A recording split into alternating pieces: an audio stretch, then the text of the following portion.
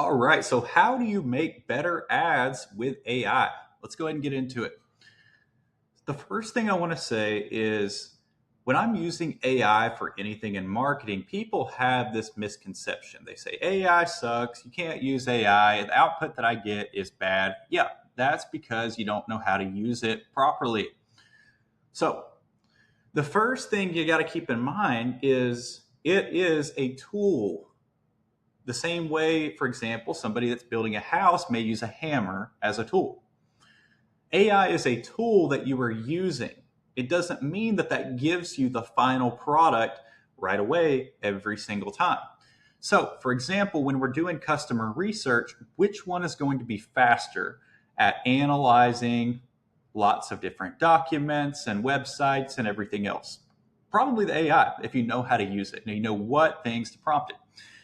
So there's two different ways I would say that I really like to use AI when it comes to market research. So one is using Gemini, Google Gemini, and asking it to compile me a list of the main reasons that people buy, provide me a summary of the main reasons that people buy, go into detailed market research on the brand, and you'll have to give the brand information such as the website, any links, for example, you could also provide, and you ask it to do what it is that you were trying to achieve with that market research. So, as a general rule of thumb, some things that I'd want the AI to look for, and you'll want to make sure to be descriptive with how you're prompting this, are reading through reviews, checking the customer reviews to identify the main reasons that the customers bought the product. Those are the sorts of things you'll want to be prompting the AI to do. And once you have your research, you'll want to compile that into a Google Doc or some sort of document where you can keep all the research in there. Now, another one that I really like is ChatGPT, but creating a custom GPT specifically for this. So, not just going on to ChatGPT and doing a bunch of research and just saying, hey, research my customers. The output you get may not be the greatest if that's all you say. On the other hand, if you say, identify the main reasons,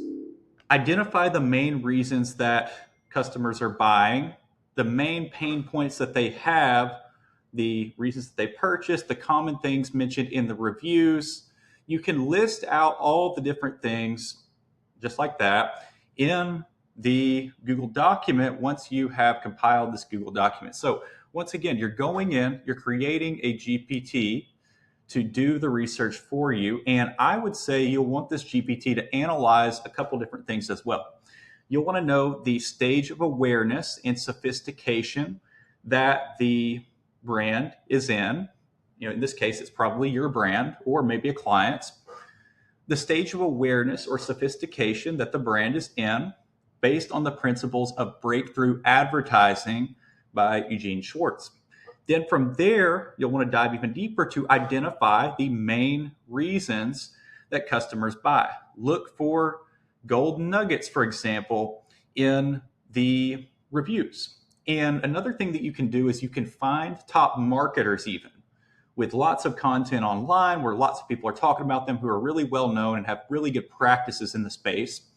And you could even ask it to reference their videos, for example, or ask it to reference their style, for example, of doing something.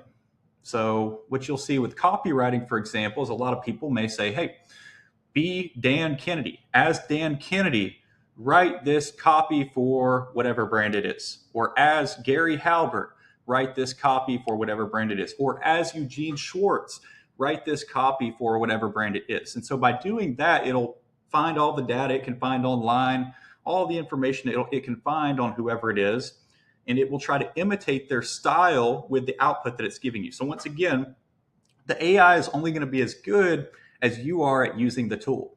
If I have a hammer, but I don't know how to use a hammer, the hammer is not going to do the job that it's intended to do. So you have to know how to actually use it. And then the other thing I'll say is you're not just using the AI. Don't just use the AI. This is the key. You have to also be doing manual research. You don't want to just rely on AI to do everything for you. You want to use that as a general framework and a general guideline, then go back in and do the research yourself. because it is a tool, right? It doesn't have the human aspect quite figured out 100%. It's really good at doing a lot of technical stuff.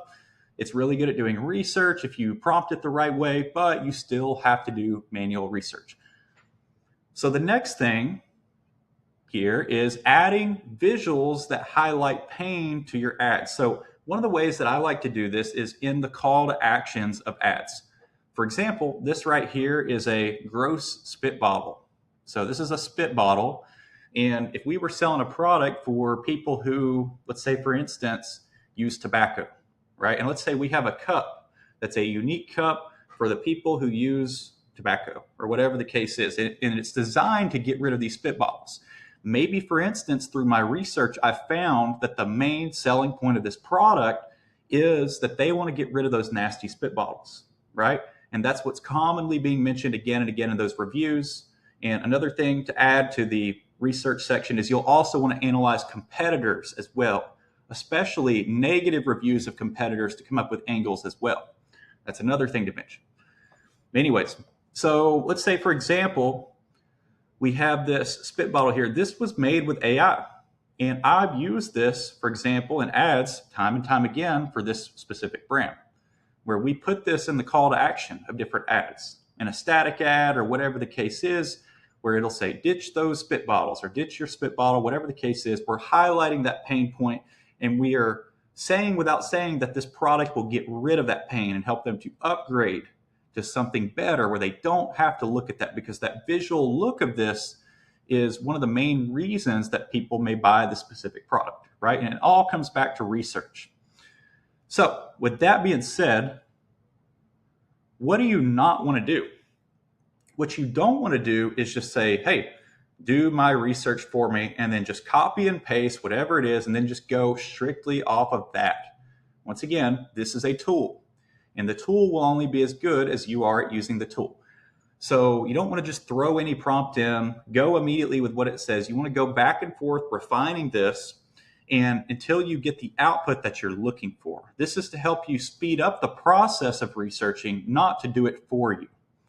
So this can help you do a lot of the legwork, give you a general overview of what it is that you're looking at. Let's say you're looking at a new brand you want to run ads for, whatever the case is.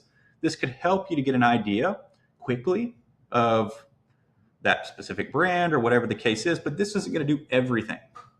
So you don't want to just use it for everything. What you also don't want to do is just go onto some AI site, throw something in, and then throw up these video ads, for example, where it looks super fake. They're talking like a robot. It sounds clearly like AI, and they're just holding this product that's not even your product, for instance, saying, hey, buy this product. People get tired of seeing these ads. It's all over the internet.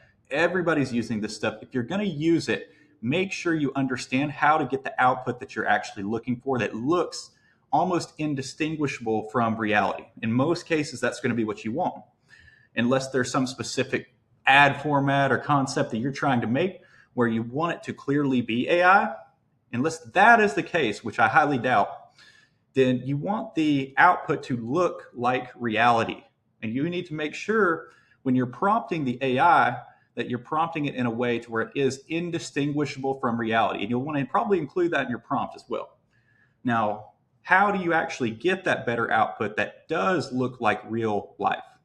So with most cases, you probably want it to look realistic, right? What I would say is one of the things is if you're making images, Google Nano Banana or Nano Banana Pro is very, very good at making realistic images, and it can also be good for editing things as well. If you want to add a product in, you may even be able to do that and make it look super realistic, or they can't even tell. But the key is you have to know how to use it. You have to know how to prompt it, and you have to make sure that you are giving it the correct prompt to be able to give you the best output, not just throwing something in. And even then, you still don't want to necessarily just go with the first thing that comes out. So I may say something like, first, if I'm on Google Gemini, going to make a prompt on Google Nano Banana, I may be on Gemini and say, write me a prompt for AI for this.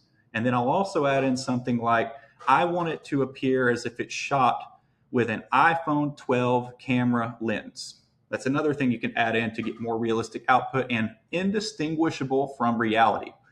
So write me a prompt for a photo of whatever it is, be as descriptive as you can when you're coming up with this prompt, that is shot with an iPhone 12 camera lens or whatever camera lens it is of an actual phone, and make sure it is indistinguishable from reality and high resolution, or whatever the case is. The more descriptive you are with these prompts, generally speaking, the better the output that you're going to get. So don't just go throw something up and on the first try with no refining and no understanding of how to actually prompt this stuff, run it as ads. It's probably not going to work that well in most cases.